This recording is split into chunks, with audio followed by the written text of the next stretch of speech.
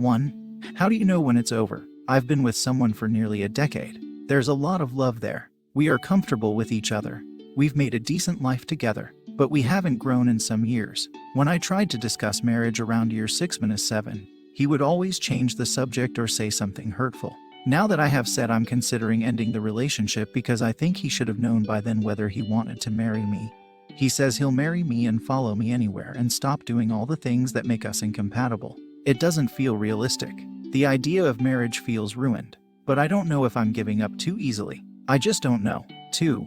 Anyone have experience moving out and still having a successful relationship? My BF and I have lived together for 4 years. We constantly go through a cycle. He will invite people over all the time, like literally every single day. I don't care if people come over sometimes, but that is excessive for me. I tell him that. He completely stops for a while instead of doing it in moderation, and then it starts all over again. It seems like we are just incompatible living together. I have been trying to buy a house for a while, kind of considering asking him to get his own place and looking for a house myself. Is there any way for that to not totally fuck up the relationship? 3. Girlfriend putting in no effort and just wants to break up. So my girlfriend and I have been in a relationship for 2+ years. Things have been tough with regards to social isolation, the pandemic, and just a bad undergraduate college experience for us both. Now that we've graduated, she's going off to graduation school in a different country, and everything has changed since. We spent the last 3 months together in my apartment, and from my POV it was good. However, my GF disagrees and says it was terrible for her, but nothing of this sort was communicated during the time.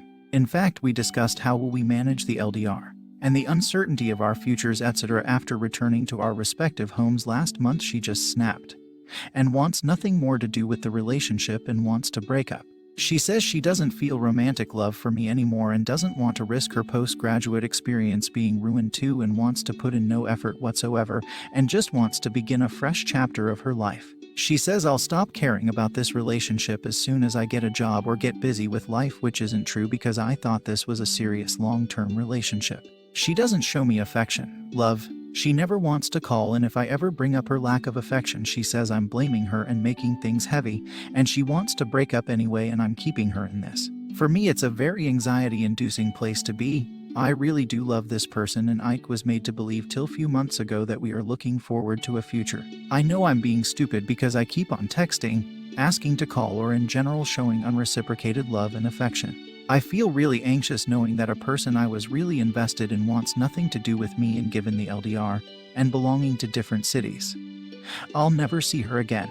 Any tips on how to deal with this given the other person wants to put in no effort or have any heavy conversations? She's just completely changed as a person in the last 1 month.